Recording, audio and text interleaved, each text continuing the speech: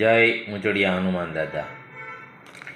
એકવાર એક પિતાએ એના પુત્રને કીધું કે બેટા, હું આજથી દર મહિનાની પહેલી તારીખે તને 100 રૂપિયા આપીશ। તારે એ 100 રૂપિયા તારા માટે નહીં, બીજા કોઈ સારા કાર્ય માટે, સેવાના કાર્ય માટે વાપરવાના છે અને એનો તારા મને હિસાબ આપવાનો છે। છોકરોએ કોઈ વાંધો નહીં, બહુ સારું પપ્પા। તો એણે જાન્યુઆરી મહિનાની પહેલી તારીખે 100 રૂપિયા આપ્યા અને કીધું કે મને એનો હિસાબ આપજે। ત્યારે છોકરોએ કાંઈ વાંધો નહીં પપ્પા।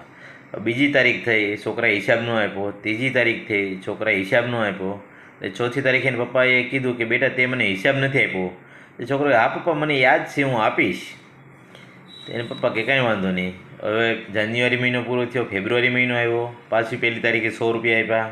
પછી બીજી તારીખ થઈ, એને પપ્પાને થયું આજે હિસાબ આપશે। ત્રીજી તારીખે હિસાબ આપશે।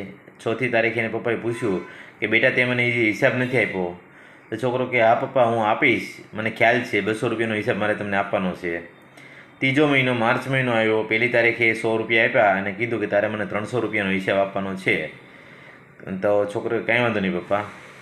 છોકરો ગયો નીચે, વોચમેન કાકા હતા એના માટેના બૂટ લઈ આવ્યો અને એને આપ્યા અને કીધું કે હાલ્યો અંકલ, આ તમારા માટે બૂટ લઈ આવ્યો છું।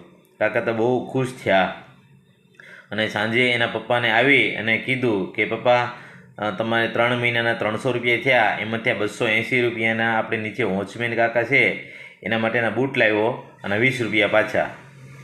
તો એના પપ્પાને ખૂબ જ ખુશી થઈ, આનંદ થયો કે વાહ બેટા વાહ, તે બહુ જ સરસ કામ કર્યું છે સાહેબ। બાળકોને અમુક વસ્તુ જે છે એ બીજા મોજશોખ પૂરા કરવા માવતરની ફરજ છે, પણ આવા કાર્ય પણ કરાવજો કે પુત્ર જે છે એ મોટો થઈ અને પૈસા ક્યાં વાપરવા, શું કરવું, એ પણ એને ખ્યાલ રહે। અસ્તુ।